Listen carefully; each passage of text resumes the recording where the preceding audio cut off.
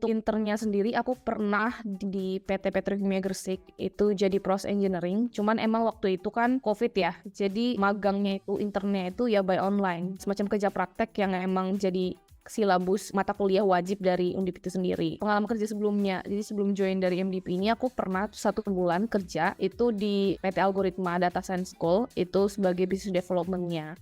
Nah, selama 1 bulan itu sebenarnya aku agak jomplang sih dari teknik kimia, terus masuk ke bidang IT, dan banyak belajar hal baru.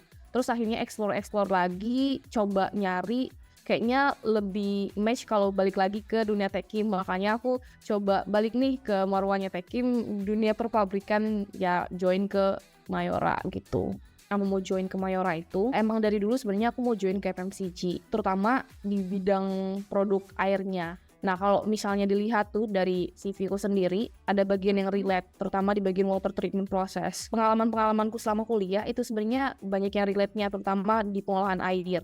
Dan salah satu produk dari Mayora itu kan ada mineral, ada TPH, yang emang sebenarnya lebih kurangnya tuh aku lumayan paham di bagian water treatment process. Terus aku pikir kayaknya akan lebih bagus kalau seandainya aku memperdalam lagi ilmu yang aku punya lewat PT Mayora. Dan kita tahu juga Mayora kan juga brandingnya juga bagus, terus juga berkembang terus, plan-plannya juga selalu tumbuh. Dan nyari tahu dari beberapa orang yang pernah join dan lagi join di Mayora, dan aku pikir banyak hal yang bisa dipelajari sih terkait dengan workload-nya juga, terus juga jenjang karirnya juga sih itu. Nah, kalau seleksinya itu kebetulan waktu itu aku tuh dapat emailnya itu untuk batch yang di daerah Yogyakarta. Jadi kan ada tuh rekrutmennya besar-besaran yang one day hiring. Nah, kebetulan waktu itu posisi aku lagi di Jakarta. Nah, karena waktu itu aku udah kerja, jadi sebenarnya kayak join nggak ya, agak ragu-ragu gitu. Tapi kebetulan aku belum masuk dan aku coba tanya HR-nya, boleh nggak kalau tesnya itu di Jakarta. Nah, kebetulan belum mulai kan ini di Jakarta.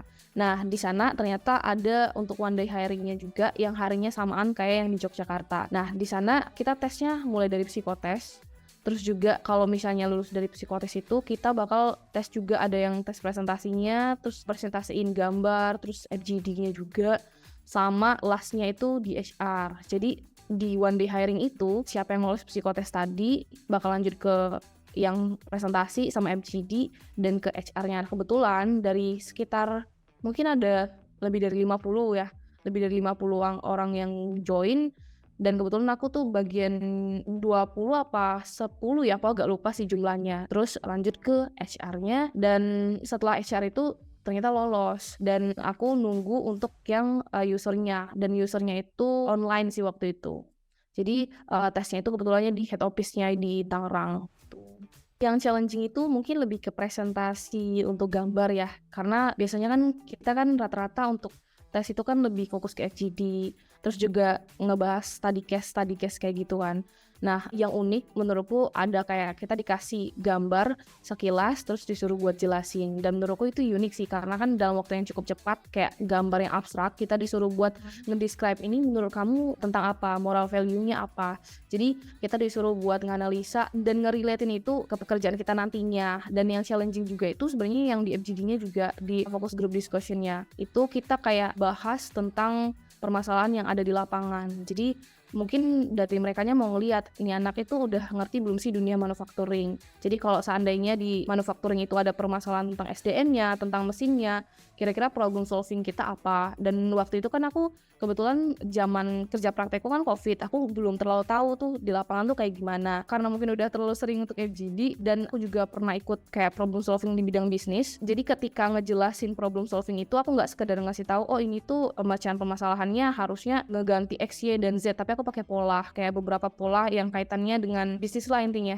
Gimana caranya dikaitin juga sama marketingnya juga untuk peningkatan si perusahaannya gitu.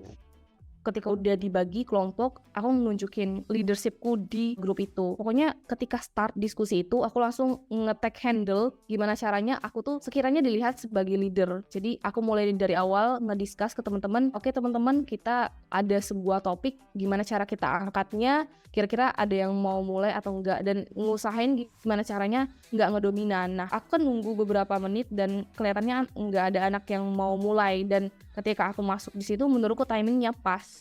Dan mereka juga ikut apa yang aku omongin gitu kan. Ketika di awal mulai itu aku ngeflorin apa yang aku pengen kasih tahu, Terus aku juga nge-guide, kira-kira menurut si X apa, Y apa. Terus di akhir juga aku berusaha buat nyimpulin. Nah dari sana aku ngeliat kayaknya dari reviewernya juga ngelirik ke aku bisa nge-lead tim ini gitu tanpa harus ada yang ngasih tahu kalau tim ini harus di-lead. Dan dari interview HR sendiri, aku juga ngerelatin bahwa mereka tuh butuh orang-orang yang berpengalaman di bidang water treatment process tadi. Dan aku ngerasa aku bisa nih masuk di salah satu plan bagian water treatment process mereka. Dan memang ketika aku di OJT-nya, aku ditempatin di bagian itu sih. Untuk first impression-nya, waktu itu kan kita dikumpulin di head office-nya. Kalau kalian pernah lihat head office-nya, pasti kelihatannya wow banget ya. Jadi ketika sampai pun kita difasilitasi banyak hal, mulai dari di-guide ke ruangan ini, dikumpulin ke ruangan ini, terus ada penjelasannya juga. Jadi aku mikir dari awal first impression-nya bagus dong, ditambah lagi dengan fasilitas dan gedungnya tadi. Nah terus setelah itu kita juga dikasih materi yang banyak, jadi sebelum kita turun ke lapangan, kita udah dibekalin sama beberapa materi juga. Dan aku ngerasa nggak gelabakan lah dibanding kita harus ikut pekerjaan yang reguler. Kalau misalnya kita kerja reguler, otomatis kan kita langsung ke lapangan, kita langsung ngerjain kegiatan itu pelongo-pelongo dan nggak tahu banyak hal kan. Sedangkan ini kita udah dibekalin sama beberapa silabus. Itu sih yang menurutku menarik sih sebelum ke lapangan. Jadi udah tahu nih nanti diarahin kerjanya apa, ngapain, dan apa sih finish goals yang mau dicapai di sana gitu. Kalau benefitnya banyak ya, terutama kita belajar tuh gak sendiri, kita tuh ada mentornya juga. Jadi kalau misalnya ada trouble, ada misalnya kita ngerasa ada hal yang bikin kita kurang nyaman, kita punya mentor. Itu fasilitas yang menurutku jadi privilege juga. Selain itu kalau secara materi, secara kalori ya bisa dibilang ya benefit juga ya. Itu kita juga dapat yang maksudnya posisi salary yang lebih tinggi lah dibanding dengan posisi program-program yang lainnya untuk yang di Mayora ini. Nah itu kayak around 6-8 jutaan, dan itu juga nanti bakal dibarengin, bakal dikasih benefit untuk kos sendiri, transport juga. Ketika misalnya kita penempatan di luar Jawa atau misalnya di daerah lain, itu juga difasilitasin sama si Mayoranya untuk biaya dan lain sebagainya gitu. Dan ya itu tadi fasilitas di mana kita nggak langsung terjun ke lapangan, tapi kita dikasih pembekalan terlebih dahulu, dikasih nggak cuma sekadar materi secara hard skill, tapi juga soft skill, mental, leadership juga. Ketika open recruitment, teman-temanku juga, terus orang-orang yang mungkin kenal aku tuh nge-reach out untuk nanya gimana sih caranya gabung, terus kayak bakal tes apa aja. Nah, menurutku kesalahan terbesarnya adalah mereka kurang nyocokin kebutuhan yang dibutuhkan oleh Mayora, plan apa aja yang lagi berdiri, terus kira-kira proses bisnisnya tuh kayak gimana tuh nggak dicocokin sama si CV-nya. Kayak semisal, kayak aku bilang tadi, kita tahu kalau produk Mayora tuh banyak, ada wafer, ada bagian minum-minuman, produk and beverage yang jenisnya banyak. Saya ngeliat satu temen, dia tuh sebenarnya di bagian water treatment process tuh pengalamannya banyak, tapi dia nggak nekanin bagian itu.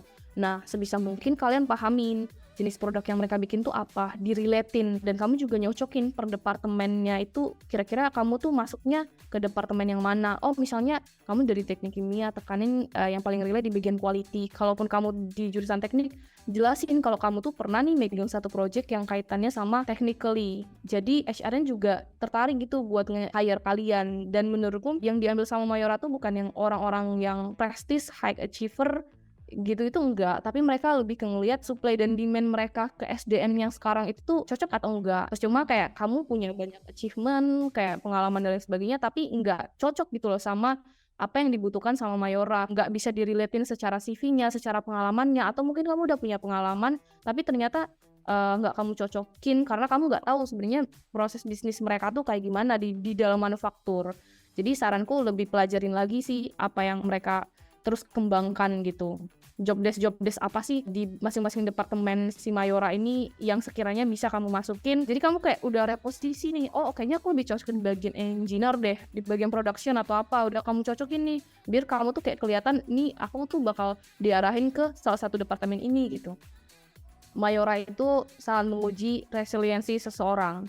Jadi ketika kamu masuk Mayora dan kamu bisa lulus, kamu bisa bertahan sesuai dengan kontrak kamu, insya Allah ketika kamu nanti lompat di perusahaan selanjutnya, itu tuh kamu gak bakal kaget lagi. Karena menurutku dari Mayora sendiri secara target, secara workload tuh udah ngepas. Jadi ketika kamu pindah ke satu tempat lain, kamu gak ngerasa oh ini tuh berat. Dalam artian kamu udah dicetak nih di Mayora. Nah menurutku mumpung masih muda, mumpung masih banyak energi, jangan cari titik aman. Jangan kayak, oh ya udah cari tempat yang sekiranya bisa dibilang lebih nyantai lah intinya. Karena menurutku di Mayora ini tuh banyak tantangannya. Ketika kita udah bisa accept challenging ini, move ke tempat lain, kita tuh jauh lebih strong. Dan itu sih menurutku bisa jadi basic dasar ketika kamu mau lompat, kamu udah punya pondasi yang bagus. Makanya coba buat join ke Mayora.